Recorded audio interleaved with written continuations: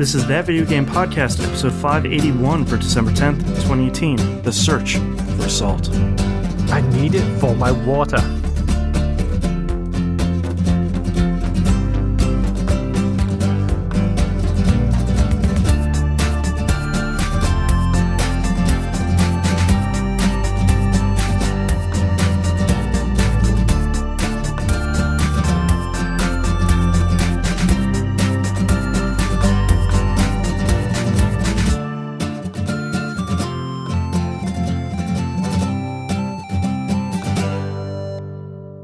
Welcome back to another episode of That Video Game Podcast. I'm your host, Boston. Joining me as always is Vampyr. Hello. Apologies if my voice is a little bit crispy today. We just got done recording the predictions episode coming out at the end of the month, and it was crazy long. Yep. So, we haven't even started this episode yet, and we recorded 2 other shows. So, yes. Hooray for us wanting to do more stuff. Yep, and we'll also have the break coming up soon, though, so that's the bright side, is we get 2 weeks for our voices to recover. Actually, speaking of that, we are taking a break from doing Game Club this month. Yes. The Game Club game is Iconoclasts, and all 3 of us have not started it yet because December is crazy busy. So yeah, I think it's a case of we try and do as much as we can. We have work life, we have family life, we have things like that, but then at the same time we have Game of the Year predictions, spoiler casts to do, and because I think mostly as well because of the timing of the weeks this year, it really did not work out well for us, so unfortunately. So in future Decembers, we'll probably also take those off too, just to give ourselves a break, but yeah, we're going to be talking about Iconoclasts in the third weekend of January. We will be taking a well-deserved break and giving us a little bit extra time. So, with all that new stuff out of the way, Moon, what have you been playing this past week? Okay, so I mentioned it in pre-show. I did my 24-hour charity stream this week. So I got a whole bunch of games to talk about, and I'll probably breeze through a fair bit of them. I started and finished the stream with Into the Breach. Being the one PC game I could run on my PC at the time due to unforeseen issues. Some graphics card issues, Yeah, some dual monitor setup / graphics card concerns. So I ended up basically only being able to run Into the Breach. Bright side, I beat Into the Breach. Hey, congrats. And the game it's really interesting ending because it's basically just like a failed run where it just sends you back on a reset. And it's like, okay, start a new game. And when I beat it, I decided to unlock the roguelike squad. Okay. Where basically every time they make an attack, they all hurt themselves. Oh, jeez. So, yeah, that's interesting. Smart decision on my part, shall we say? I'm assuming that's the hardest team. It's the very bottom right team on a list, so... Okay, so probably yes. Yeah. But, I mean, what more can we say about Into the Breach? We've said a lot. Just random updates as we go. For the record, I didn't actually hit my goal on the stream, but I did raise $72 in total for charity. Nice. Which... Congratulations. I don't have a following. I don't ever stream, so I am proud to have hit that amount. Yeah. And you know what? I minus the meltdown at like 4 o'clock in the morning or whatever it is over the Understandable. PC. I had a good time. I had fun. And during it, I actually had a bonus of if you donate $25, you can make me play what you want that I have. Oh, nice. So, friend of the show, Mackie, donated $25 and sent me back to Willamette Mall for the OG Dead Rising. Oh, man, so good. And number one, I forgot how old that game is because, let me tell you, the controls are really out of date at this point. Oh, yeah. But I kind of have that bug now because I went in and I checked. I have 3. I played the original Xbox 360 release. I have 3 achievements left to get. Okay. And on top of that, I also kind of want to play the remastered version now. Yeah. Because I don't know how much they did to the remaster. I've never really heard. Neither do I, but playing the original one has it's given me that itch again. Right. To go Can you back. say you were bitten? Ba-da-ba-ba-da-ba. I'm not even going to dignify that with a response. I know. As soon as I had a kid, the dad jokes just come naturally. Dude, they came naturally before you even had a kid. Fair. You can admit that just like I can admit. I have no children and I still love the dad jokes. Dad joking it up.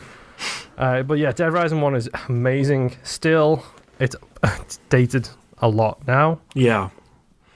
But it's still fun to actually play, and that's something that to be honest, I'm probably going to jump back in just so I can get those 3 achievements. Yeah. Like, it's one of the hardest 1,000 gamer scores you can get, and I feel like I'm missing out by not having those 3, because it's a game I love, it's a game I've put so many hours into, and I should be able to get them. Yeah. Okay, let's see. Hollow Knight. Yeah. So, Boston. Yes, sir. You disappointed me in my hour of need. Oh no, was that like the one time I wasn't on the stream? Yes, I started playing Hollow Knight and I could not for the life of me find the way I was supposed to go next. But you're very, very lucky.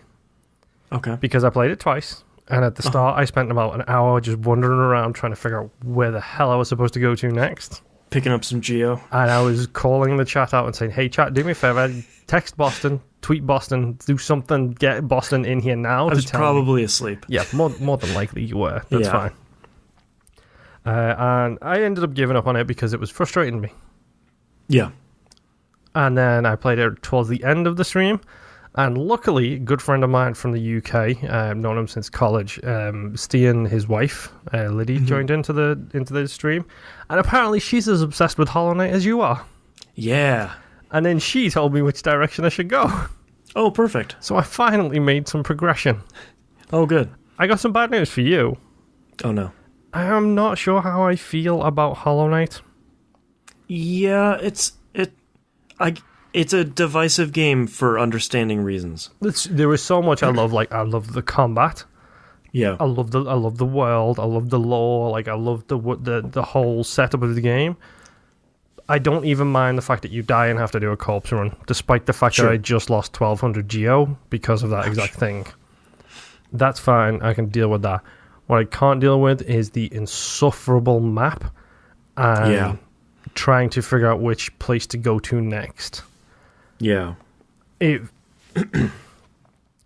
going to take away from the game, for me personally. Sure.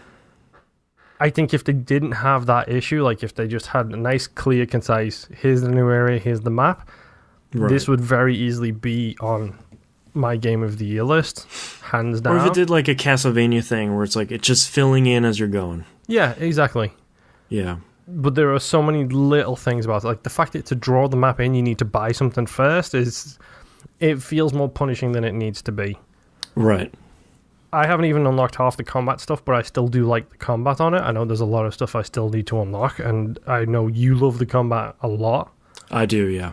So that's a really big positive for me, but honestly, I'm torn on this game because I think in the total playtime I've played of the game, at least 2 to 3 hours of that have so far, and I'm still at the beginning, at least 2 to 3 hours has been me just wandering around trying to figure out where I go to next. Right. Which, in a Castlevania or a Metroidvania, we've seen this before, where generally speaking, it's the area you haven't been to yet. Right. But I think the problem Hollow Knight has is it immediately drops you into the city, and underneath that is a hub world that you can go 5 different directions from. Sure, yeah. And then to get to the next area, it's a direction again after that. I think that's where the issue for me is. It's not like Castlevania is relatively simple. It's you're here, you do a loop around and get skills as you go. Right. And I think one of Hollow Knight's big problems is I feel like it almost expects you to use pins on the map more than maybe we're trained to. Like, I love doing it. I find something, I put a pin on it, I go, okay, there's something there. I'll try and keep a mental map of it, but I think at this point, you probably just grab a walkthrough at the very least to say, like, you finish this area, go, follow this path and you go to the next area. And once you get stuck there, follow this, go to this next area. Yeah, and I probably will end up doing that. I mean, this is the biggest to do on my Game of the Year list. This is the one that I feel like deserves a completion at least before talking about it on the actual Game of the Year episode. Right. So there's probably going to be a lot of Hollow Knight for me this week. It's just a shame that it's a big game. Yes. Yeah. That's literally something Liddy said to me when she jumped in and she saw how far I was. Her response was, by the way, the map is huge. It's like, yep. Yeah. I've been told. Map is big. Thanks. Yeah. Great. Yeah. I'm glad you're enjoying the rest of it, though, because I feel like you're right. The discovery is not always Hollow Knight's strong point. Like, the lore and the graphics and, God, the music and the combat and the movement, all that stuff is really great. Yep. There's just sometimes where you get a new skill and you're like, cool. What do I do with it? What do I do where? Like, again, or like you run into something that blocks your path really early on in the game and you're like, cool, I'll get that soon, right? And it's like, no, you got like 20 more hours until you get that. It's like, okay. Yeah. Fine. Okay. I mean, the big issue for me is like that so far I've got at least 4 or 5 different types of obstacles that I know I need abilities to get. Like, I know I need a double jump to get to this specific area over here. I need a ground pound or something to get through this floor over here. I need an extended dash to get to this other area over here. But then the problem I'm running into is I've only got 2 different pins. Like, I've got a red pin and a blue pin. Oh, okay. Yeah. You can buy more at the shop. I think you buy up to 6. I think so, but I don't think I've unlocked any of the additional colors yet. Like, every time I go back to the city, I check, and I've got like 2 colors there, and I've bought the 2 of them. Weird. Why would that be? That's weird. Interesting. Okay. But no, I mean, like you said, there's so much about the game I genuinely adore, and Tim Burton's A Bug's Life just perfectly sums this thing up for me because it has that art style, and I absolutely adore it. Yeah. Very frustrating at times, and luckily I'm talking to one of the people who I can say that about a game you love, and you can be like, okay, yeah, I can see it. It totally is. I mean, it to me is it in so much of the rest of the game. It tries to emulate the Dark Souls and Bloodborne series and succeeds, but I think where it often reaches and doesn't quite get there is with map discovery.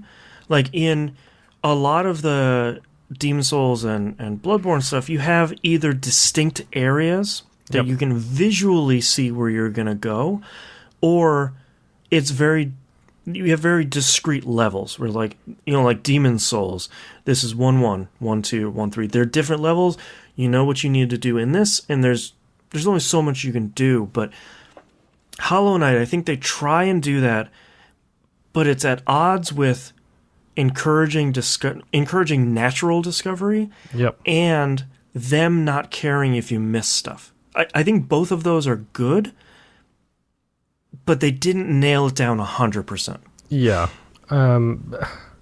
It's hard to talk about right now because there's still so much left in the game to see, and I know there is. I'm hoping I can get it finished for next week. We'll see. Well, I'm expecting a very, very long week this week, so that should be interesting. Text me if you're running into problems. Yes, I will do. Off the stream, I actually played Strange Brigade, came to Game Pass. How did you feel about the Lara Croft games? Not the Tomb Raider games, but the Lara Croft I games. love those. The, like, Temple of Light and that. Yeah, those were great. How would you feel about those in a third-person shoot-'em-up kind of control scheme? Interesting.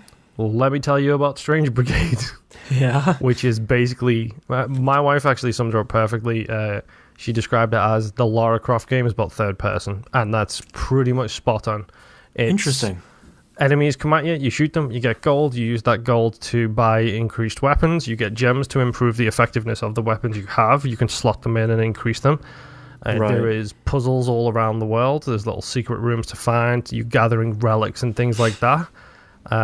It's basically those games except third person, and 4 different character classes, 4 different special skills, a whole bunch of different types of puzzles that you run into, some challenges sprinkled throughout each level.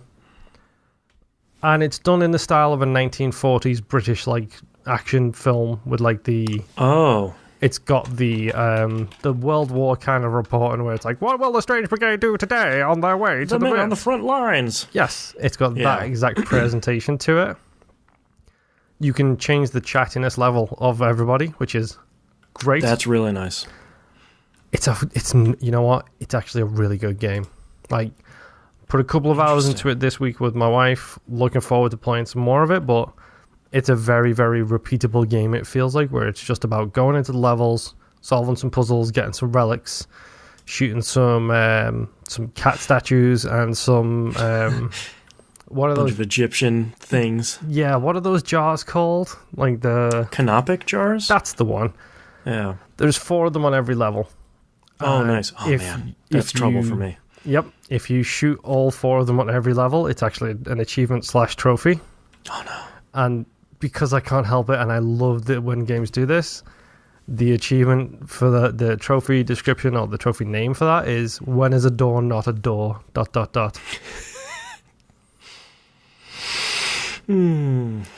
good. Is this on Game Pass? Did I read that? It's on It came out on Game Pass this Tuesday. Just fire up my old Game Pass app on my phone here. I have the same thing. Snag this right now. They got the green screen. Yep. Yeah, so it's really Strange fun. Brigade. Yes, Strange Brigade. It's a 4-player co-op game as well. Oh, just to make it more fun. And you can... Actually, I have a lot of stuff to download. So, looking here, I have a lot of stuff to download on Game Pass here. Strange Brigade, The Gardens Between, and Ashen. Mm-hmm. All of those, I think all 3 came out this Tuesday. Strange Brigade is 34 gigs. Yes, it is. Good God. I do believe it is enhanced for the X. But yeah, well... It's dumb fun, and you know what? It's dumb fun in a really positive way. Like, it's that very much switch your brain off. You've got a health potion. It does the Left 4 Dead thing of when you die, you can get resurrected by your teammates. Nice.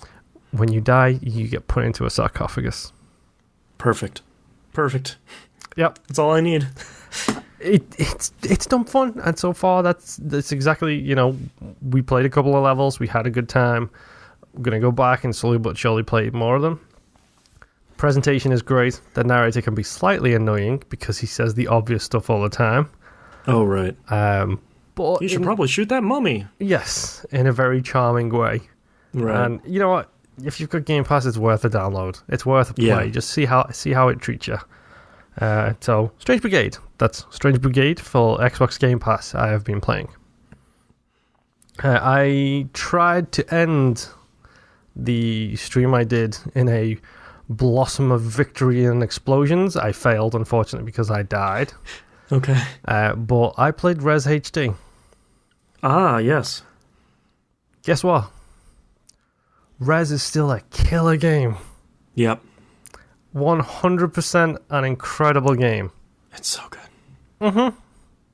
I think I did myself a disservice because I was playing through it on like the story mode or whatever it is. And Res is one of those games where the better you do, the harder it gets. Yes. And I pretty much cleared out the first 3 stages without blinking, and then stage 4 caused me a problem. And then I got to like the second to last boss on the end of the stage 5 and died. But I don't mind. I got to listen to Fear is the Mind Killer start to end, and I'm happy. Oh, it's so good. It's really, really good. I started Batman's TellTale game. Oh, yeah. Season 1, it's worth saying. So last year's season. Right. I can't remember who pointed out in chat. It was one of the community members. Who was it? I can't remember. Quite rightly pointed out Archer Wayne, or however you want to, Bruce Sterling, because he looks like him. He kind of sounds like him. The cell shading is really what sort of puts it over the edge. Yep. And it's 100% now I can't not see that is a problem. Yeah. But they've done a really good job with the story so far. How far did you make it? Up to chapter 3 now, I believe. I think I just finished chapter 3. That smile tells me that things are about to get really weird. Chapter 3's ending is very memorable. I think I did. Chapter 3 is Arkham. Yes. Yes. Yeah, I literally just did that. So the scene outside of Wayne Enterprises was the last thing I did. Yep. That's real good. It's one of those telltale things where it's like, that went nope, everything just went wrong in like 2 seconds. Yep. I was very obedient of the rules during that particular scene. Right. So that should hopefully give me some leeway to say, yo, I was drugged, but basically it seems like the only person who cares about me at this moment is Alfred and Selena. So right. I'm so happy you're playing this. I really loved... I don't know which season I liked better. I really loved both of them, shockingly. Yeah, we have both. I've just been sitting on it for so long, and my wife is currently in the process of getting 70% so she can, not as I stated last week, get rid of hard drive space, more so she can buy more stuff without feeling guilty. Sure. Yeah, get rid of stuff to put more stuff in there. Yeah, because I cannot justify buying another game right now because I have 60 gigabytes free and 280 something games installed. Right. That's not the good ratio. I've got no justification to buy new stuff. So she's doing the wipeout thing, and I kind of need to get some hard drive space clear. So yeah, I'm just going through a bunch of stuff trying to get rid of it, and that I think it was a good choice because it's allowed me to just take a break from playing the Game of the Year Rush games and just jump in and play something. And man, those games are good. It's done really well so far. I absolutely despise Harvey Dent. They made him just so slimy. Yeah, I have been referring to myself as a Harvey D-bag instead. Yeah, because it kind of he makes me think of one of those preppy rich school kids. Yeah, without the rich part. Right. So, like, maybe someone who got there on, like, intellectual merit and then immediately downgraded themselves into one of those preppy kids, but just a sniveling suck-up. It's just, ugh. He's just always sneering. Like, what I liked so much about those games, and I think you've run into it a bunch, is that I'm not the world's biggest Batman, like, historian or anything. I've read some comics over the years, but I'm not Susanna Polo or anything.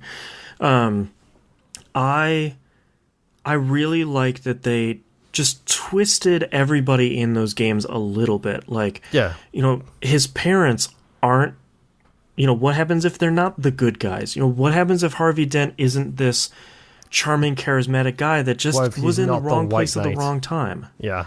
If he's not the White Knight, but instead just kind of the usual person you expect for that. Right. And, like, what if Joker isn't the dude you thought he is? Doesn't he come up in season 2, I think? He should show up in season 1 at some part. Okay. I think you might meet him in Arkham. That's not a spoiler. But okay. But yeah. It's so not a spoiler because, like, they call him John Doe in the game because nobody knows who he is. You look at him and you're like, oh, that's Joker. Well, that's also what he was in the comics. Yeah. He was John Doe in the comics before he But he has, like, the face paint and the smile and the hair and sort of like, that's Joker. Does anyone not know this is Joker? Like, yeah. Nobody watched the movies? Well, it's like, I was surprised when Harvey wasn't Two-Face already. Like, it was a very clear thing. And the first time you see Catwoman as well, it's like, okay, so this is a Batman who has only bumped into regular criminals and his world is about to get completely warped by whatever's going on here. Yeah, especially, like, at the intro, he bumps into Catwoman for the first time. It's sort of like... That's a good point. I guess I never realized that it's very much like, oh, I'm just dealing with thugs. I punch once and they basically explode. Like, yeah, he's taking down mobsters and thugs, and then all of a sudden you've got Catwoman, who is essentially a super criminal / hero / thief. Yeah. And then from there, he's very quickly introduced to Penguin, who I adore the mask. Yes. Yep. It's a real good take on it. Really good take, really good redesign, and I like the fact that his father's statue in the park is the old penguin. Yes. I thought that was a really good, wink. Yeah, really good little nod there. Yeah. And I love the fact that Cobblepot is responsible for, I don't know if he's got a name, but the big green dude who's obviously super powered. And it's okay, now Batman's dealing with things that are beyond the mobsters and the thugs. Right. I forgot how many villains are in that first season. Oh, they're throwing them left, right, and center, and I just learned the truth about who the Lady Arkham is, so that's fun too. Yep. Didn't expect that. Wait until season 2 where they double the villain count and somehow make it work. Is it like Arkham Asylum, like the first Batman open world game where it's just here is everybody? Yeah, they don't go into Calendar Man territory, but they go. They put a lot of them in there. Yeah, but no, again, calling me surprised by a TellTale game being truly incredible. Yeah. In a different way than I'd expect. Yeah. I still don't think they're ever going to beat Walking Dead Season 1. Wolf Among Us Season 1 is... Wolf is probably one of my favorite TellTale games. Probably one of my favorite that style of game is Wolf Season 1. It's so good. And I'm very interested to see where these 5 episodes end and then where the next 5 episodes go, because I've waited so long now, I can literally just go from one to the next and I don't have to wait. Yeah, and most of them are fairly short. There's even a couple episodes in there where you play them and it's an hour and a half and you're like, I mean, that's pretty... I appreciate it, but it's pretty short. Yeah. Yeah. Yeah, but yeah, enough of Batman. I'll get back to that eventually. Part of the stream, again, Meltdown, couldn't play PlayStation, couldn't play PC, could only play Xbox, so why not load up possibly one of the games of last generation? Possibly. Okay. Sleepy Dogs. Sleepy Dogs. Sleepy Dogs is so good. How does it hold up, do you feel? I have the remastered edition for the Xbox One, so that's the one pretty good. I loaded up firstly. Well, it's the one I loaded up, period, having never started it before. It holds up surprisingly well. You can tell it's aged in some aspects, but you know what? You can still shove a dude's head into an air conditioning fan. Yeah. You can still, bump cars with your car somehow. Yep, you can still do the ram skill. I don't care if it breaks realism. That needs to be in every open world game. Yeah. It does. It's too much fun. Uh-huh. I kind of broke Almighty Tooth because it was 2 o'clock in the morning or something I was playing it. I kind of was losing my mind a little bit. I threw somebody into a phone booth and said, Bill and Ted say hello. It just came out of my mouth. And then immediately I got a response from Tooth in chat saying, okay, that broke me. So I'm really, really glad that I actually got something like that out. Well, yeah, it's so good. Yeah. Again, it's one of those things we've talked about before. I think we mentioned the Microsoft having so many studios thing. Have different studios help with things. Yeah. Because these guys had the Arkham Asylum people help them with the combat. Right. They had, I think, Starbreeze or somebody helping them with the development of the open world. They had the Burnout people helping them with the driving. They were taking 3 or 4 people from these teams who make top class games in that style and bringing them in to help them on these little sections. Yeah. And it shows because I still think that game is good. And I'm not kidding when I say that has the potential to be a contender for the game of the generation for last generation. I would agree. I think it's just an outstanding game. Mm-hmm. I mean, it rose from the ashes of the True Crime series. It has no right to exist in any format. And it comes out and it's an amazing game. It's got a great soundtrack. It's got great visuals. It's got a whole bunch of rain. If you want to play on the PC, you get all those beautiful reflections and stuff as well. Yep. The game is amazing. Yeah. Oh, Sleepy Dogs is so good. I played some more of the Division Survival Mode. I still suck at the Division Survival Mode. Probably shouldn't be playing it on sleep deprivation is what I'm learning. Oh, yeah, no. So, yeah. I'll probably get back to that at some point. Classic throwback time. To end out the stream, I did play Rez. Before I played Rez, I wanted another classic throwback, and I played The Binding of Isaac. Hey. I am 2 items short. stupid blue candle and stupid angel guy does the spinny thing around you. Seraphim, I think. Yes. Yeah. Two items left, and that game is done. 2. One common item, one super rare item. And it gets even better because I thought, well, I'll do a couple of runs of Isaac. Killed the amount of time it'll take me to get to the 90 minutes to play Res. I played one run of Isaac, and it was a killer run. Awesome.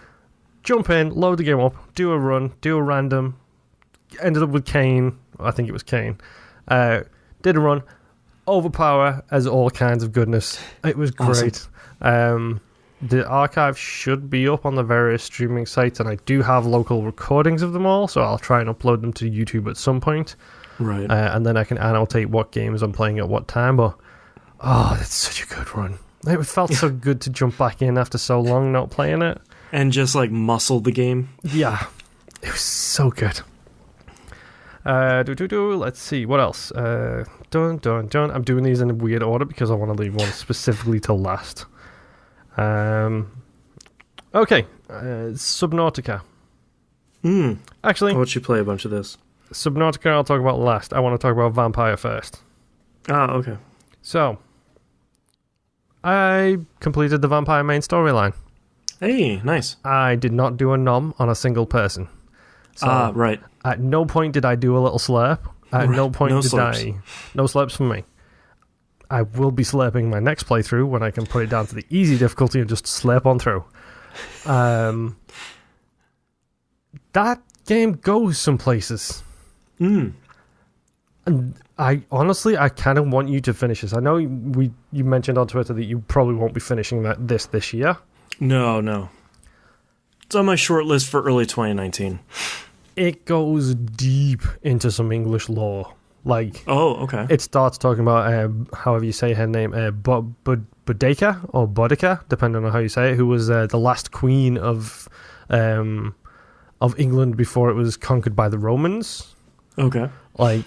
It starts talking about historical figures and the different types of vampirism. Starts pulling some Assassin's Creed business. To be honest, that's about as close as a comparison as you can get. Yeah. Because it starts talking about the infected angry blood and how there is, you can be infected with the angry blood and the angry blood causes problems. And, yeah, the Red King and Queen get brought up, and it's not real-life people. It's fictional things. This game goes some places. Yeah, I need to finish it. It's absolutely crazy, the things they all tie together. I'll be honest, at the end, I ended up just powering through the finish of the game because I just wanted to finish the game in time for Game of the Year. And I was shocked at the references that they started dropping. And then the ending that you can get. And I'm going to spoil one thing for you here. Okay. They do at the start you get that really cool art style intro, where it's the graphic novel kind of style. They do that as the outro. Ooh. One of the things they have is a picture of the main guy. Why can't I never remember his name? Dr. Reed, Dr. something Reed. Jonathan Reed. There we go. Thank you. They have an outline of him with white, a white moonlit sky in front of him, and the Statue of Liberty. That's so good. Now I want a Vampyr 2 set in New York. Yes, please. Coming to America. Yes, please, 100%. Because the things they say and the places they go is unbelievably good. Slurping from coast to coast. Yes, it's... Honestly, I can't wait for you to finish it. Yeah. I genuinely can't, because there are things that it goes into, that build the lore as a whole, that, like you said, it's very Assassin's Creed. Right. And it's the type of thing I love, and it's the type of thing you love, so I'm really curious to see where that goes. Yeah. I think we'll leave it, my last game, with Subnautica. Roger, you said you watched me play a little bit of this on the stream. Yep. The Subnautica : The Search for Salt. Is that what it is? Moon was like, I'm still looking for salt. No one has salt over here. Mm-hmm. Where's the salt? Yeah, at one point I literally started referring to it as my wife, because my wife has a thing for salt. Both the real life thing and being very salty. So, I forgot all about that. Thank you for bringing that nightmare back to me. You're welcome. But yeah, Subnautica. It's unfortunately, firstly, it's a survival game. Yeah. First downside, single player. Okay. I understand it's limited resources kind of survival game. I love me some co-op survival. Don't Starve Together, 7 Days to Die. Co-op survival games are The Division. The Division. Like, these type of games are my jam because you can play with other people and double the workload and kind of make it feel a little less grindy. Misery loves company, too, when things are going really poorly. Yes. For example, it would have been really nice if somebody else would have been able to find me some salt. Because I needed salt. And for the record, it was salt so I could make water so I could drink, just so everybody's aware of what's going on. Yeah, because it's like a first-person underwater survival thing, right? Yep, it's the 7 Days to Die, the Solus project, which is based on a survival game based on Mars. It's that kind of find resources, make things, try and escape, try and survive. Yeah. Firstly, the game is beautiful. Mm-hmm. Secondly, I'm terrified of things underwater. Why did I buy this game? Great question. I have a weird obsession with the deep sea. Of all the Earth TV shows that the BBC have done with David Attenborough, the Blue Earth is my favorite, which is the one all about water. Right. Because water terrifies me. Right. You're drawn like a moth to a flame. Yes. Like a moth to a flame, like a whale to water. It's horrifically terrifying when you start going deep. Yeah. And you can't see, and there's things under there. I'm talking about in real life, yeah. Yeah. There's things we don't know that live in the places where we can't go. And I didn't mean for that to rhyme. But Subnautica is the same thing. It's a water planet or a water world, if you will. Fortunately, there is no smokers around, so I don't have to worry about them. It's just about survival. So it's get food, get materials, build your equipment, get diving. You've got a diving suit, but you can improve it. You can get radiation shielding. This big giant spaceship you were on that has crashed into this planet is this giant thing on the horizon, which looks amazing. And then the nuclear engines went critical while I was in the middle of exploring. So there was a giant explosion and stuff like that. And then it's very rote at this point. Like, what type of game? Like, as soon as I say survival, you know what to expect. You find resources. The biggest difference here is it has the oxygen limitation because you're diving a lot. So oxygen is essentially your stamina. The best thing about it is it's got underwater vehicles and stuff like that. So right before I stopped playing it, I got one of those drag me along motor things where you just hold it with two hands. And that's cool. It's really cool looking, and it does like a 3D visualization map on top of it as well, which is amazing. Ooh. And then I saw a giant thing swimming underwater that was like making noises when it was near me. And turns out it was friendly because I could take stuff from its back and it wouldn't attack me. But it's still terrifying when there's something that's 17,000 times your size. Yeah. It's so good. And I love it. It's hard. Like, I'm a sucker for this. Like, my two top game types are probably survival games and roguelikes. They're my two top game types, period. And Subnautica does that extra little tickle for me of kind of being a horror game for me personally as well, because as soon as I go underwater, I'm terrified of everything that I'm going to find. Right. Like the giant thing with the glowy butt that just keeps spitting things at me. I don't know. I like Subnautica a lot. Like, a lot. And I'll be honest, I'm very much looking forward to getting a lot deeper into it. Because the time I played it on the actual stream, I adored playing it. To the point where I started it and thought, I'll play this for an hour. That's my scheduled time for Subnautica, is I'll play it for an hour. And 3 hours later, I stopped. Well, especially with survival games, it's like, all right, I just have one more thing to do. I just need to go down once more, and then, I have 3 more things to do. Okay. Yep, just one more thing. Just one more thing. I can craft that face mask before I go. Before I go, I should make sure I've got enough clean water to survive, which means I need salt. Yeah. Bloody salt. Stupid friggin' salt. Always the salt. I hate the salt. It's an ocean. Salt everywhere. Scoop it up. It might not have salt everywhere because it's a foreign planet ocean, but you know. Yes, salt. And that's all I've been playing this week. All right, I got into the Anthem closed alpha, which I was hoping I could talk about it, but the NDA is so aggressive. That's all I can say is that I have it. The thing that I was really excited to potentially talk about, and I'm bummed that I can't, is I'm obviously a huge fan of the Destiny games, and Anthem from the outside seems very much like a direct competitor to Destiny, with the bonuses of BioWare made it. Yeah, I mean, they pushed it as that. That's how they are advertising this thing. Yeah, it's this like open world, cooperative loot shooter, and I was excited to talk about those comparisons and contrasts, and I can't. So, sorry. I don't know when the NDA will lift. I don't know when a closed beta will be or whatever, but whenever I can talk about it, I will, even if it's, the game is out now and we're playing Anthem. Hades.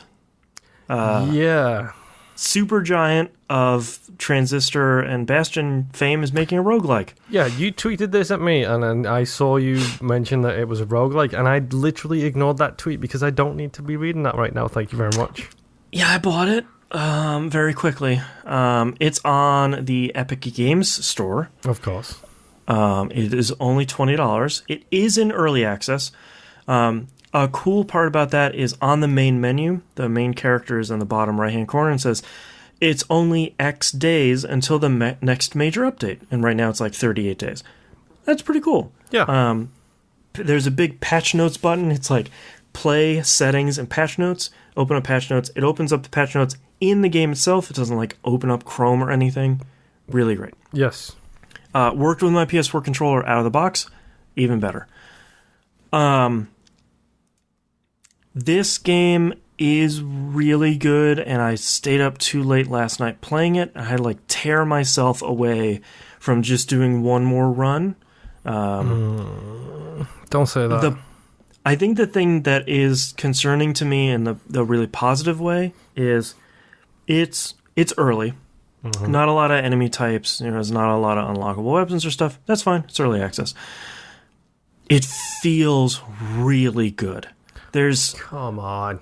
There's something about, Bastion felt okay. Transistor felt a little bit better, but there's a dash move, like a shoot gun action, and like a normal attack and a heavy attack. The dashing to slash an enemy and dashing and slashing around it feels really good. It's one of those things where you pick it up and you play around with it a little bit on your first run. The first run is sort of doomed to fail. Yes. And after fighting a couple enemies, it's sort of like, oh, okay. I already feel cool doing this dashing and slashing and moving around. And you can sort of see on the horizon, it's like, in a couple of months, you're really good at Hades, and it feels even better, and you're doing some sort of crazy combos. And I was like, oh, no. Oh no. And combining that with Supergiant's great music, the great narration and voice acting, which is incredible. Yep. The graphical style, which is somehow better than Transistor was. And it's a game that knows it's a roguelike. So when you die, it puts a message on the screen where it's like, this isn't the end or something like that. Yeah. And basically, your character sinks into a pool of blood, and it loads the next screen, which is you climbing out of the pool of blood. And the first line he says when it comes up, he goes, "Well, time to get killed again." Like it's just like time to go to the salt mines. Like, Yeah. and you talk to Cerberus, you talk to Hades, you go to your room to level up, which is really great. And then you like go through this doorway and you're in the dungeon. And I already see the promise of it, which I think is way more than you get with a lot of roguelikes. Where it's sort of like this kind of like the way Dead Cells launched, where like they were like, "Oh, it's out on early access on Steam," and everyone was like, "Yo, this is finished, right?" like 1.0, like it's good. Yeah, it feels very much like I picked up a key on my third or fourth run. I was like, I don't know what this opens. I don't know. And it's that thing where it's like you finish a room and it shows like 2 or 3 doors and they have symbols on them, which is very clearly like the rewards you're going to get by going through that door. I don't know what the symbols are yet. That's exciting. But like I got a key. I was like, I don't know what this is. That's weird. So I finish my run and I go back to my room. You go through the next door and there's a bunch of weapons lined up that are all locked. And it said, "Hey, use your key to unlock a new weapon." It's like, oh, okay. I gotcha. Okay, this one needs 1, 3, 5, and there's probably more in the future. So I unlock the first one, which was a bow. What I didn't realize is it replaced my sword. Okay. So you're only taking that weapon in, and a little training dummy pops up who's like this invincible skeleton who has a really great accent. And it shows it gives you a quick little tutorial, and it's like, okay, like you got a new weapon. Do you want to have a sword? Do you want to have a bow? Look at these crazy things that are going to unlock. So I'm already, it's pulling me in, and that's dangerous. That's so really bad. I knew as soon as I saw it on the Game Awards, it's like Supergiant, and as soon as I saw him die and then come back, I was like, crap. Yeah. Like, I know it's a roguelike. I know I'm going to get it. I'm screwed. So, yeah, I'm going to be playing that a little bit as I can. I wish it was on console so I could play it more during the day, but I'm only going to be able to like sneak some playthroughs here, at night. Yeah. Like secret playthroughs. But so far, really good. I hope they stick with it, and I hope it seems like Supergiant would be one of those developers that would genuinely stick with it, because I feel like they have such a pride in the game that they're putting out. So it's Yeah. not going to be like they give one patch in a month and they're like, I'm so bored of it. See you later. Yeah. So they usually put like their games are generally speaking so polished, so well finished. Yeah. Next game is Omensight. This is the second game from Spearhead Studios, who made Stories Path of Destinies I really loved on PS4. Emailed me a couple days ago and said, "Hey, do you want a key?" And I said, yes, I would. So, full disclosure, key was provided by the developer, Spearhead Games. All they wanted me to mention was that the game comes out on Switch on the 13th this week, but you can pre-purchase it now. So it's on PS4, Xbox One. It's coming out on Switch this week. It starts off... I knew very little about this game purposely because I knew I was already going to buy it at some point. It starts off as a fairly straightforward hack and slash like Stories did, which is good because I feel like even in their first game, they really nailed the...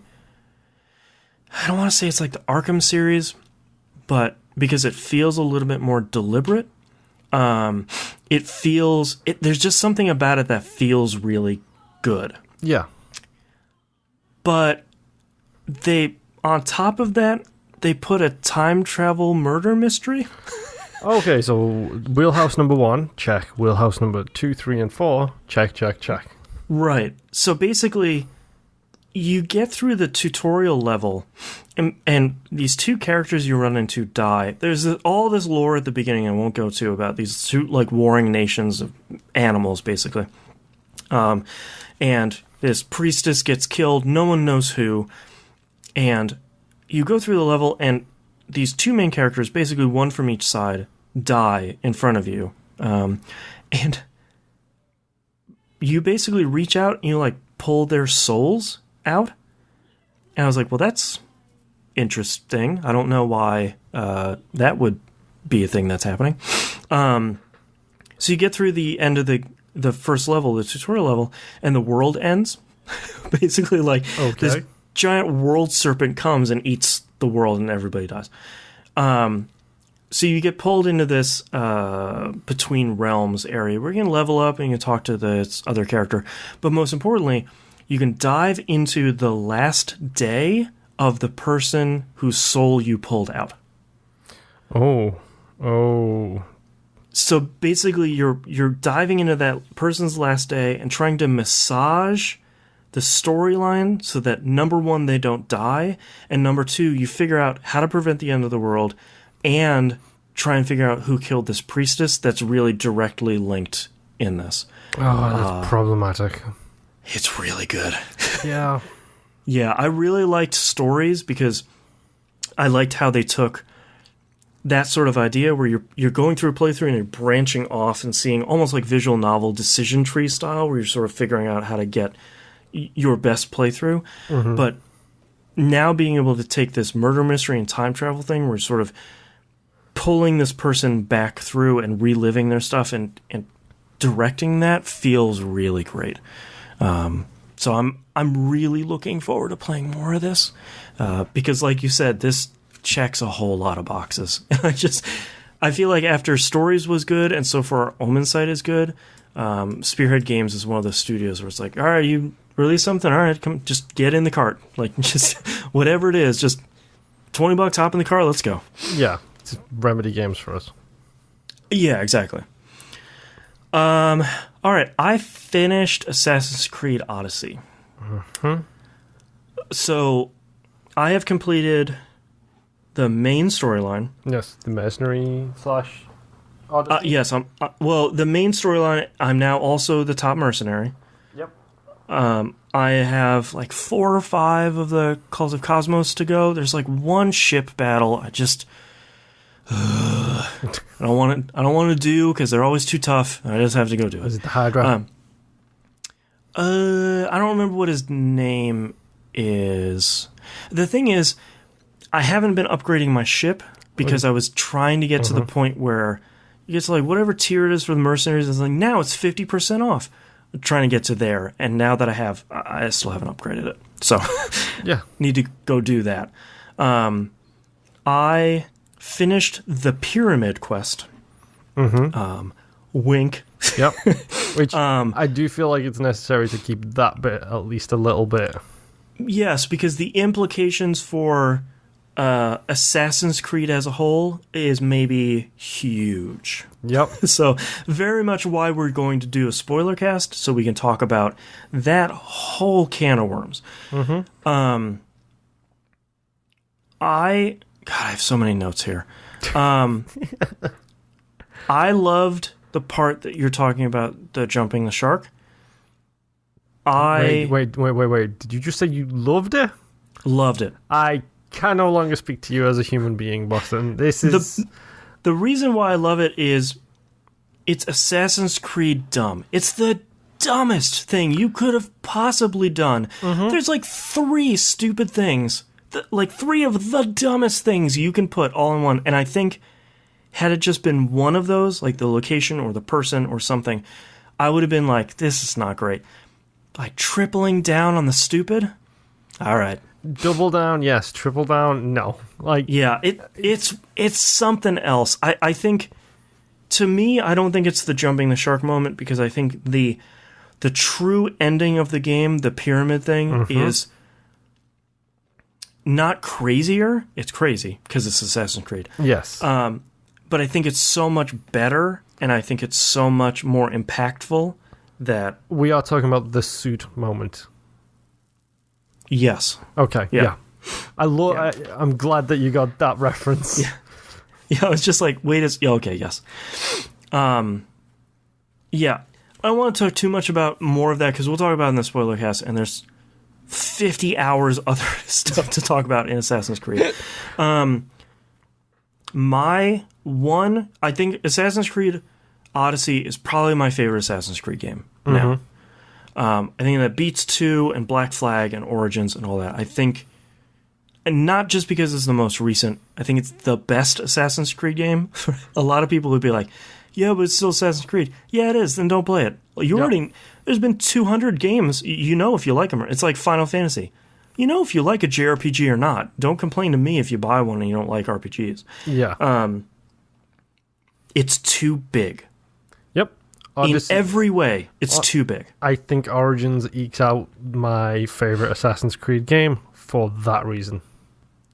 Yeah. Zachary T says, Boston says every new Assassin's Creed is his favorite. They're all my favorite, except for yes. The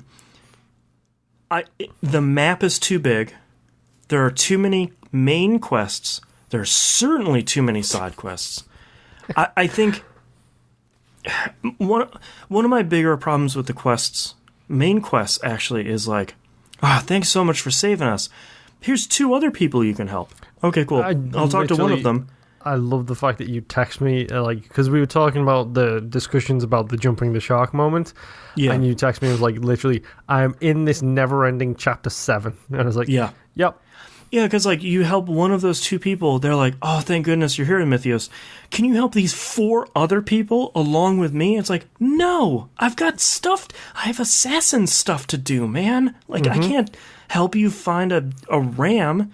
Yeah, it's like, you help the leader of the Ladies of the Night, but in order to get the information you need from the leader of the Ladies of the Night, you need to help 4 of her Ladies of the Night.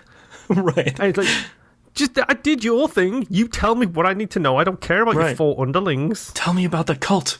And one of my biggest problems too is Chapter 7 is hilarious. It's so long. It is insufferably long. Chapters 8 and 9, like half an hour each. Yeah. Like, it's just like, and it's like, that's fine, because I was really ready to get my ending, which I'm very happy with. I got the happiest ending, to be clear with, and I'm very happy with it. Interesting. I'm a sucker for a happy ending. So me too. And I know 2 people who got that ending and were not happy. I think one of my additional problems with Odyssey is, especially in the latter half of the game, there are so many cutscenes where you're kind of waiting for something to happen, and a couple people talk, and then someone's like, yeah, you know what, Cassandra, you're right. And then, like, something big happens immediately, and you're like, wait. And then, like, it cuts to a loading screen, and you're somewhere else. It's like, wait, no, that was a big thing that just happened. Like, there should have been more lead up to it and, like, more wind down from it to deal with something that's so huge in whatever storyline you're pursuing at the moment. So many of them, I feel like the ending that I got tries to wrap up so many of those threads that you're pulling on through the entire 40 to 60 hours. 80 for me. Never gets them all the way there. Like, you get so close, and they make the motions to give you that ending, and it doesn't have the emotional punch that you really want. And I think Assassin's Creed Odyssey would be a really great game about with a story about family that has been incredibly overshadowed by God of War's story. And God of War tells, like you said, God of War has a better story for a lot of that stuff. And to me, probably unfairly, Odyssey tells a really great story about family, and then you look at God of War and you're like, that's an incredible story about family. Yeah. So, see, for me, it was. See, I don't know. I can't really get into it without doing the whole spoiler casting. Sure.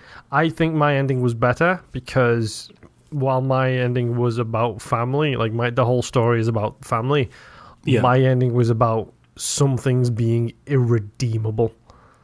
Sure, like you can't scrub off the thousands. You can't save of people. Everybody. Yeah, and you can't scrub thousands of lives off your ledger. and pretend that they never happened. Yeah. I think that's fair. And I think that's one of the failings of the good ending, is sort of like, to me, there's a question lingering at the end of Assassin's Creed Origins, which is sort of like, what now? Like, how does this tie into, as the earliest game in the franchise, how does this tie into the larger lore, which you and I only care about? But, you know, it's one of the few Assassin's Creed games that really doesn't interest itself with the not modern day but past struggle of the Assassins and the Templars. It doesn't really care. It's a story about family. Yeah, it doesn't because of things that happen there's some very like true ending stuff that very clearly has larger implications, but I think it's an interesting change for the series that it's not like I'm an assassin or I'm a Templar and I'm fighting against the other guys and I'm good and they're bad. You know, it's very much like I want to put my family back together. Like, this is a story that I, as Cassandra, really care about. Yep. I think it's a nice change, and I think I don't want to talk too much about it because we'll talk about Swirlcast. They did just patch in mastery levels. Yep.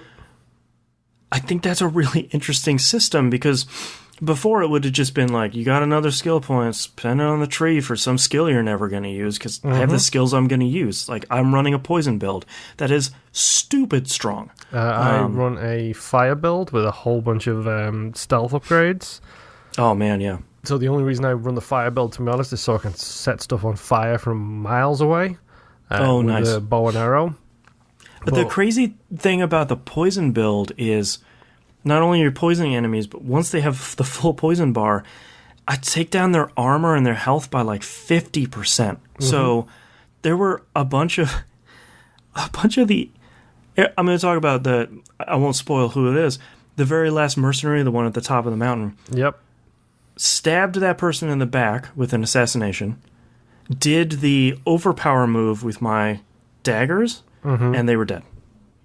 Two attacks. Yeah, I got to the point near the end of the game where if I was critical assassinating somebody, they'd have a sliver left. Right. And then I could just stab them a couple of times, or I could do a normal assassination, and then I can't remember what it's called, like the hero strike or whatever, which is it's the one where you sweep the leg out and then stab them with the spear. Right. Which it does. It's a combat-based move that does assassination damage. Yeah, so good. So I was doing like 20 to 40k damage with a combat-based move, which you're not going to get from anything other than that move. Yeah, and I think because I have such a solid build now, like all my equipment complements it and all my engravings complement it.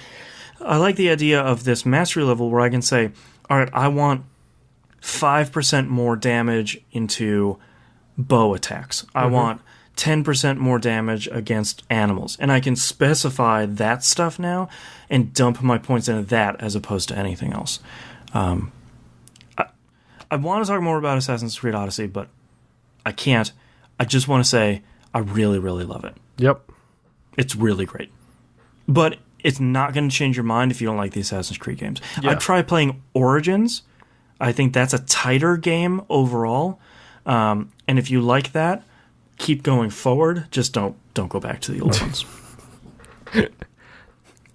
And last but not least, Destiny 2, boy. So the first... Sorry, anytime you say Destiny 2, oh boy, is so sweet. It's hard to have the language for this. So the beginning of the annual pass has started, and Bungie has been really clear saying that Black Armory is not an expansion. Please don't think of it as an expansion. But we don't have a really better name for it. It's clearly not an expansion. So Bungie, along with everybody else that plays Destiny, has realized they're not good at these DLC expansion launches where they drop a 2-hour campaign for $20 and that's sort of it. And then there's a bunch of stuff to do afterwards. Yeah, it's additional content, not an expansion pack. Right. And I think Annual Pass is a really great name for it because what they're doing is over a season, so this is the season for Black Armory, every week there's a new thing to do. Mm-hmm. So like when it came out, there's one of the forges available. So one of the new endgame activities, which we'll get to in a second. That Friday, a new raid launched, just super cool looking. Won't spoil any of it. Was that the within 24 hours emblem that you shared on Twitter? No, God, I wish I could. No, get that. no, you didn't have it. Somebody else had it. You retweeted them, which was the triangles or diamonds with the rainbow background. No, that was I do have that one. The that one's super cool. I'm never unequipping that one. No, the 24-hour one, I don't remember what it looks like. There's a bug with it right now, so basically anybody who finished in the first 24 hours didn't get the emblem, which is a real bummer. But basically, they've laid out their schedule for this season, where like next week is the winter event. So everybody that owns Destiny 2, even if you don't own Forsaken or anything, you can get that. And then over the next couple of weeks, there's an exotic quest, new forges, new stuff like that. So it's this extended release cycle as opposed to, here's a 2-hour campaign. Whoops, you're already done with it. Yeah. Which I like conceptually. I think that's great because I can play a little bit every week, have new stuff to do, and like keep working my way through instead of you got to finish it as fast as you can so you get up to light level and etc. Gives you a reason to come back. Yeah, and it gives me a reason to play a little bit every week as opposed to pushing immediately and then getting burnt out. The problem, the previous maximum light level was 600. It's now 650. Okay. I was at 600 before Black Armory launched. So you get this short little cutscene, you open up the Black Armory in the tower, you talk to this cool lady who hates you, which is great. She gives you a mission, and it's a lot of like, kill these dudes and collect this thing and multi-kills with heavy weapons and stuff. Fine. 20 minutes. You then get the quest to go fire up the first forge. And she gives you a frame for a machine gun. She says, if you go do this, it'll give you a machine gun. It's like, great. I love machine guns. They're back. Yay. The problem, though, that one started at 610 and finished at 630. It's now 605 and 625 because they pulled it down a little bit. So, to get your light level up, okay, you've got to go play the old content because that's where you get your powerful rewards from. So, within an hour, I'm back in the Dreaming City and playing Gambit and playing Strikes. So it's like, it's this thing where it's like, I get that it's an endgame activity, and I like that, and I know that the forges going forward will be even harder. But that excitement of, all right, new stuff, like, yeah, I get to do this first forge, to farm gear to get stronger, to do future forges, was pushed off a little bit. And doing something that's 30 levels above where you're at is impossible. I got to 604 this week and went into the forge. And I was like, all right, if it starts at 605, I should be fine. I was wrong. I lost that for us. Flat out. So, thankfully, Bungie is looking to close that power gap quickly. They've already made one change. It should not have happened in the first place. 100%. And I think that's where they dropped the ball in a big way, because that first forge should have started at 600. You even want to start at like 585 for someone who's not at 600. There's a massive power catch up to get to 600, which is really great. But I should be farming the new content to get stronger, to do further new content immediately. Yeah, it shouldn't. Yeah, a big misstep, and thankfully Bungie's like, they came out immediately and they're like, hi, we screwed up. We're working on it. Some stuff we can make changes very quickly.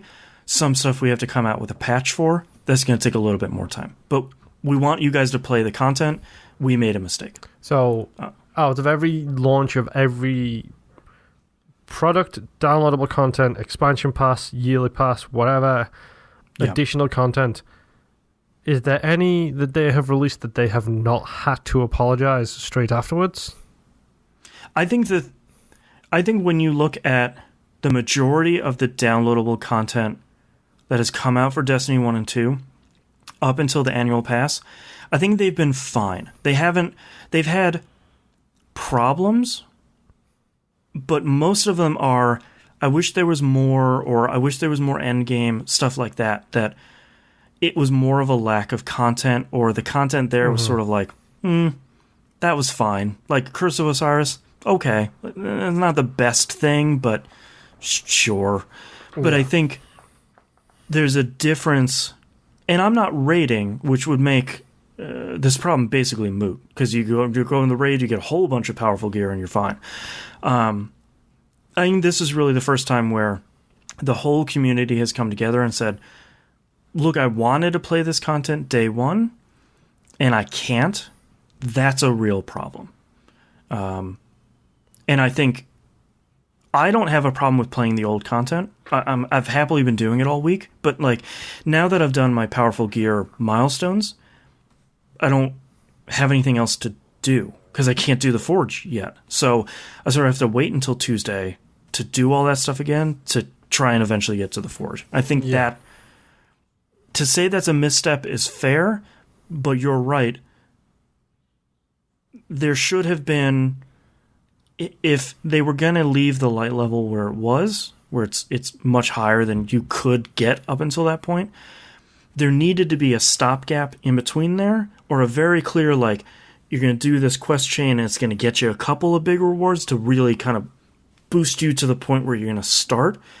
Yeah. There wasn't that stopgap there.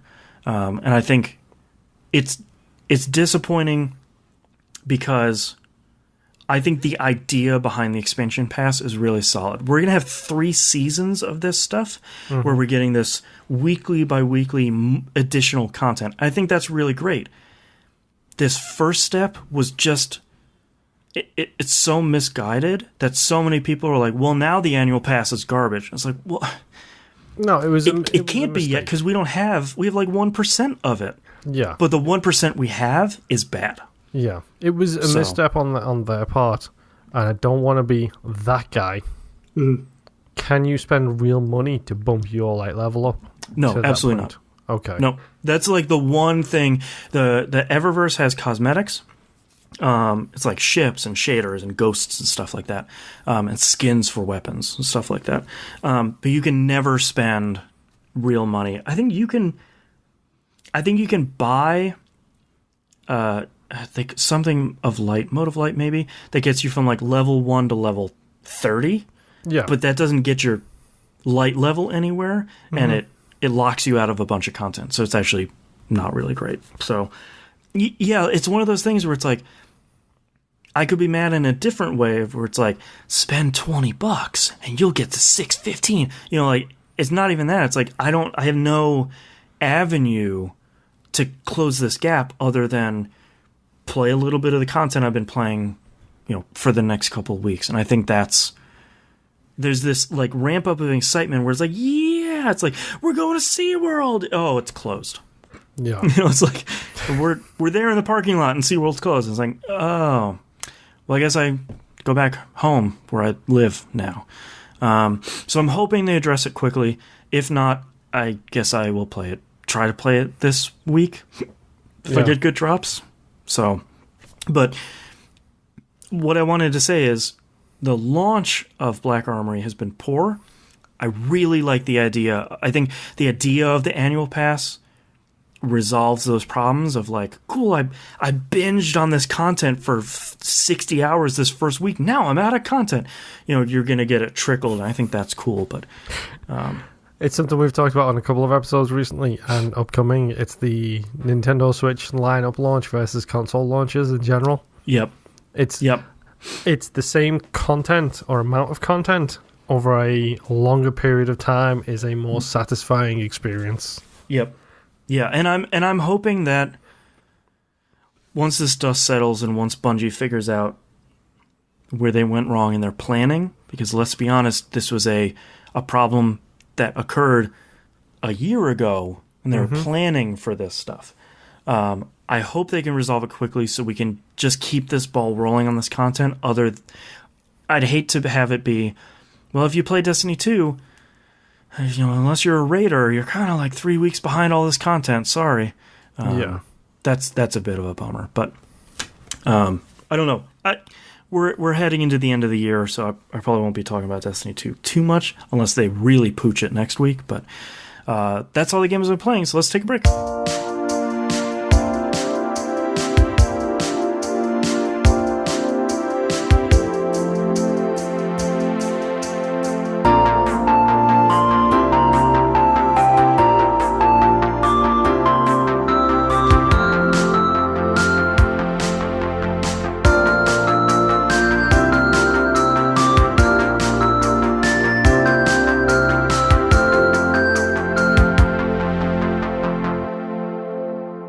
Let's talk releases for the week of December 10th, 2018. Earth Defense Force 5 comes out on the PS4, and I think it comes out on other platforms in a couple of weeks. Interested to see if this is one of the good or bad ones. They're all bad, but... If it's a good bad or a bad bad. Exactly. Knights of Pen and Paper 2 comes out on the Switch. I had fun with this on iOS. It feels like this would be a pretty cool place to play it on Switch. Yeah. And last but certainly not least, waiting for Game of the Year. 5 years, Below comes out on Xbox One and PC. It's on Game Pass this upcoming week, and I am super pumped because I finally get to play it. Cappy Games is putting out... Wait, hold on. Rewind a second. Did you say Game Pass? I did say Game Pass. Oh boy. I'm so glad I have Game Pass. Yes. Yeah, from what I understand, it's supposed to be on Game Pass, if I remember correctly. All right, we've been recording for a while, so we're just sort of blow through a lot of this stuff. Yeah, of course, it's the week for the whole bunch of news. Yeah, I'm going to skip questions here. Anyone who submitted questions, thank you. I'll save them for next week. I promise we'll get to them next week. My voice is going out. Yes. Game Awards 2018. I watched some of this. It is a conference that moves very fast, so I missed some stuff. I literally watched a highlight reel of all the trailers. Nice. That apparently wasn't even all the trailers. So. Yeah, you missed Sonic Fox's great acceptance speech, though. I need to go back and watch that because I've heard some good moments in it. His acceptance speech and the three big boys getting up on stage all at once. That was a cool scene, yeah. I need to see that. I just love Sonic Fox. He's a great guy. Stanley Parable is coming to consoles, which I think is really interesting and really great. There was a trailer. It was really great because Jeff Keighley gets up there and he's like, "Look, I never thought we'd show this trailer. This is one of the biggest surprises of the show. Let's go." And I was like, "Oh yeah, okay." It was like a PUBG map. Whoopity-doo. It comes up with Marvel, and I was like, "Oh, cool, a Marvel game." It comes out with Guardians of the Galaxy and everything. I'm like, okay. And very quickly it shows characters fighting with a ring underneath them. And I was like, yep. Is this Ultimate Alliance? Are you guys putting out another No, it can't be. So they announced Marvel Ultimate Alliance 3, The Black Order, exclusively on Switch. And I was like, the what now? Yep. Who what? I think it's 8 years since the last Ultimate Alliance game. Wow. Yeah. And then it comes out exclusively on Switch. This can't be a Switch exclusive. To me, it seems so much like leaving money on the table. I was actually speaking to my wife about this. It's on one side, I completely agree with you. This should come out on everything. 100%. It should be on everything. Wii U, N-Gage, whatever. It's a Diablo top-down isometric action game, which is best played with other people. And you can probably get away with playing it in a 2-button mode. Yeah, it's a fairly straightforward, simplistic game. So it might be one of those, you can put your Switch on the table and then play it with your friends around the same table.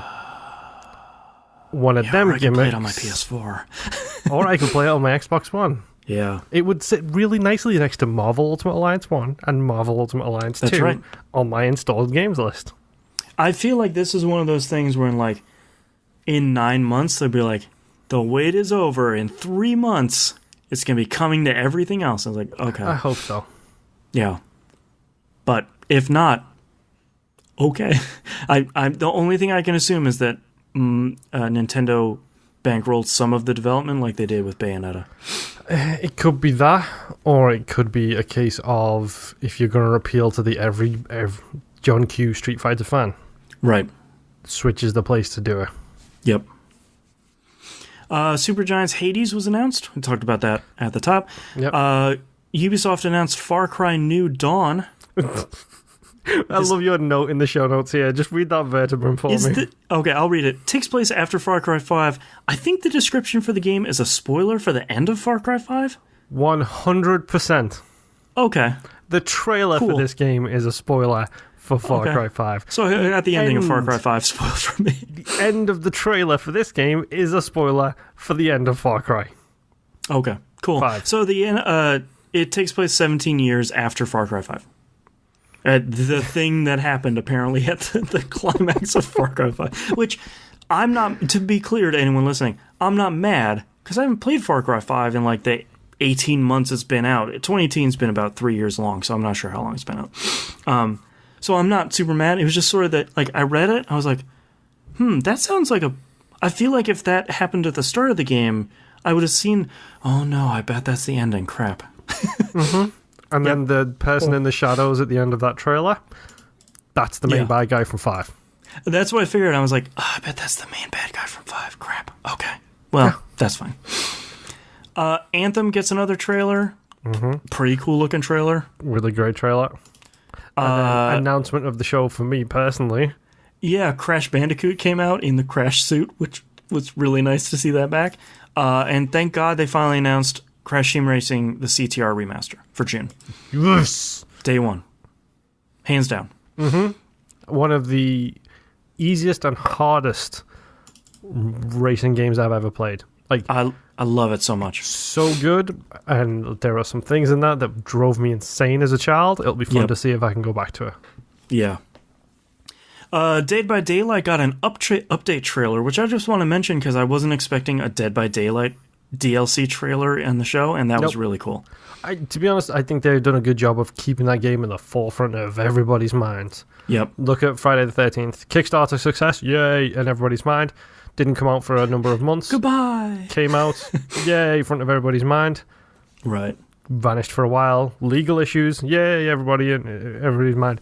Dead by Daylight is like, okay, now we've got Michael. Now we've got Freddy. Right. Now we've got this DLC. Now we've got an original. Got this cool trailer. Yeah. Yeah. That's smart. The Last Campfire by Hello Games was announced. This was the No Man's Sky people are making this really cute-looking adventure game. Yeah.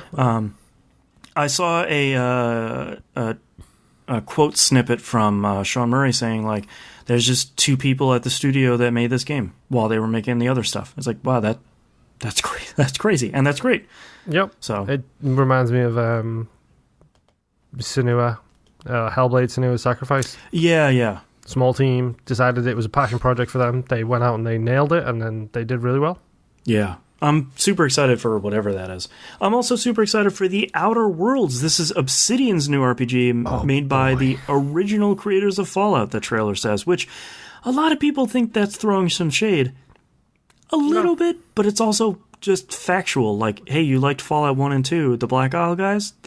This is their studio, whatever it's called. I don't remember. I think they should, if they're going to keep including that, they need to put from the original creators of Baldur's Gate, Icewind Dale, Fallout 1 and 2. Yeah, Baldur's Gate, Icewind Dale, and Fallout in big letters. Published by the guys that made Fallout New Vegas.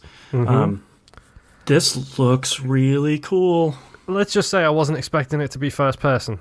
No, me neither. Let's just say day one. Yeah, to me it almost feels like... It feels a little bit like if they took New Vegas and Borderlands and smushed them together. That's sort of what that trailer looked like. Just, there's something about... It's not even like humor or shooting, it's just there's something about the aesthetics of it where I looked at it and I was like... Okay, yeah, that's just, where can I pre-order? Let's do it. Yep. The Pathless is a new game announced by the Abzu team, which sort of all I needed to know. Yep. I saw the trailer for it. It looked okay. Interesting. It remained to see what it actually is. There was a lot of running. BioWare showed off a new Dragon Age game teaser that I watched and didn't realize it was a Dragon Age teaser until I remembered it 2 hours later. And I was like, oh, right, the guy. Yeah, okay, the guy from Inquisitor. Yeah, gotcha. Right. Yep. So I need to finish Dragon Age 2 and play Inquisition and get ready for the new Dragon Age game. You do, yeah. Okay. Inquisition is only about long. 80 hours. Yeah, but it's really good. I know. So, and then you need to play The Witcher 3. And 2. Yeah, mostly 3. And Deus Ex. Yeah, man, Deus Ex, yeah. Psychonauts 2 got a new, pretty great trailer, but there's no release date. What? Yep. Come on. They're like, for more information, go to our fig.co page. It's like, please. Is it coming out in 2019? Please. Just give me a year. The answer is no. Oh, God, why? Hey, at least ToeJam Earl's coming out this year. 2019, I mean. Okay. Mortal Kombat 11 had a pretty cool trailer, and they're like, hey, it's coming out in April. Yep. Good on them. Good on them for developing it, doing a bunch of work, and getting a trailer. It's the Bethesda thing. Trailer, within 6 months it's out. The thing I love. Great. Yep. Rage 2 got another trailer coming out May 14th. For some reason, I thought that came out this year. So I saw May 14th, and I was like, oh, right. Okay. Cool. Smart choice. Still not sure about Rage 2. I'm so torn because it looks, the more I see about it, the more it looks like the speed and pace of Doom, but with the stupidness of Borderlands. Yep. So I kind of might be in, but I kind of don't know. But is it too dumb? Yeah. It's very neon. A new fighter was announced for Super Smash Bros. Ultimate, which is Persona 5's Joker. Ooh, which one is Joker? The main character. Okay. Your guy. Okay. That's one of those things where it's like, cool, this is Persona 5 on the what now? Like, he holds up the card with the Smash logo on it. It's like, I'm sorry. The what? So all they need now is Minecraft Steve, and they've got the whole thing in. Yeah, they've got everybody, and then somebody from Fortnite, and you've got the whole thing going on. And last but not least, God of War won Game of the Year. I thought it was going to be Red Dead Redemption 2. That sort of scooped up a bunch of other categories, but yep, I know Red Dead won Best World and graphics or something like that. Best audio design, something like that. Yeah. I was really surprised that they were like, God of War, Red Dead Redemption 2, Celeste. And I was like, huh? Yep. I love Celeste. Celeste is great, but usually it doesn't hang with God of War, and 2018's been a really great year. Yes. Yeah. So I liked the Game Awards. I think this year was a little bit better than last year. I think it was a lot tighter. Last year was maybe not great. But this year was pretty good, pretty snappy, showed a bunch of new stuff, and then just kind of got out of there. So, 2 thumbs up. Yay. I like it. Next news story. Speaking of 2019, Sega has announced that Judgment, which used to be called Project Judge, the next game from the Yakuza team, is coming west in summer 2019. Strangely enough, they released an English voiceover trailer for this because it has English voiceover, and they came on Twitter really quickly to say, it also has dual language and dual subs. So the subtitles will match either language. This looks really good, and Crispin Freeman is one of the 2 main characters, and that is really good. Who's Crispin Freeman? God, he's been in everything. Have you watched the original Hellsing anime? Yes. He was the Catholic guy. This almost little Scottish guy. Yeah, I know what you're talking about. Okay. Yeah. Okay. Really good. It's one of those things where I hadn't watched any trailers of this so far because I'm like, well, I'll wait until it gets announced over here. I won't get my hopes up, and I watched this trailer and I was like, oh no. It's like Private Eye Yakuza. Oh no. Time for me to plow through 6 Yakuza games and then get ready for that. 7, by the way, because you got to count 0. Sure. Yeah. And last but not least, so Prey Moon Crash came out this year. Mm-hmm. But it also has additional content coming out over the next couple months. So if you own Prey Moon Crash, Typhon Hunter is coming out next week on the 11th. Shush. You didn't hear This that. is their 5v1 multiplayer thing. And my original thing was, no thanks. But they drop 5 player-controlled mimics in a play space. And you get a little bit of time before Morgan drops in to go hide yourself in something, to mimic yourself as something, and try and take down Morgan before they take all 5 of you out. That sounds really good. Yes, it does. Damn it. It's one of those things where it's like, I don't want multiplayer Prey. Ooh, now I want multiplayer Prey. Yeah. If you don't own Prey yet, there's like a digital deluxe edition where it's Prey and Typhon Hunter for $30, $40. It's a steal. Go play Prey, and then go find us online to play Typhon Hunter. Yes, that sounds pretty great. What also sounds really great is that's the end of this episode, so we can go rest our voices and ourselves. Thank you very much, everyone, for listening. If you'd like to visit us, you can do so at tvgp.tv. All the places to find and follow us on the right-hand side of the page. Patreon.com/E1M1 for all you patrons. Later this month will be a voting for ODNF. Spoilers. And go check it out. Check your Twitter feeds. And all the exclusive stuff, early access, all that stuff. Go check it out. Game Club game pushed out a month. Iconoclast, we'll talk about that in January. Mm-hmm. We'll see you all next week. Bye-bye.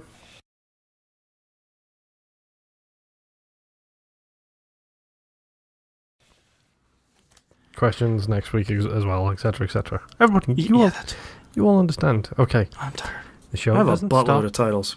Hit me with them. The show doesn't stop until I hit stop. Don't swear. I have to remind myself. Embroider that on a pillow. Yes. Okay. You were bitten. What was that one? You were bitten. Oh, right. Tim Burton's A Bug's Life. Slurping from coast to coast. Your best playthrough. Destiny 2. Oh boy. Literally, that's all I got. Like, my brain isn't working. I have the Roguelike Squad. Archer Wayne, which is really good. Car Bump. Bill and Ted Say Hello. I'm so proud of that dumb joke. That's really good. For you to just crack that out was good. Stupid Blue Candle. Slurping from Coast to Coast. The Search for Salt. And You Were Bitten and Destiny 2. Oh boy. I'm There's a torn lot between... I like here. There's 3 there. Bill and Ted Say Hello. Yep. Slurping from Coast to Coast. Yep. And The Search for Salt. They're my top 3. I like The Search for Salt a lot. Me too. I feel like you can make a good movie poster out of it. Yeah, also the fact that you called it Subnautica : The Search for Salt, and it took me about 4 beats to figure out what you were talking about, even though I spent 2 hours screaming, where's my salt at? Where's the salt? So good. All right, starting in 3, 2, 1. This is That Video Game Podcast, episode 581 for December 10th, 2018, The Search for Salt. I need it for my water. Thank you very much, everyone. We're done. We'll see you next week. Bye. Bye-bye. And we're done recording. Bye, patrons. Bye.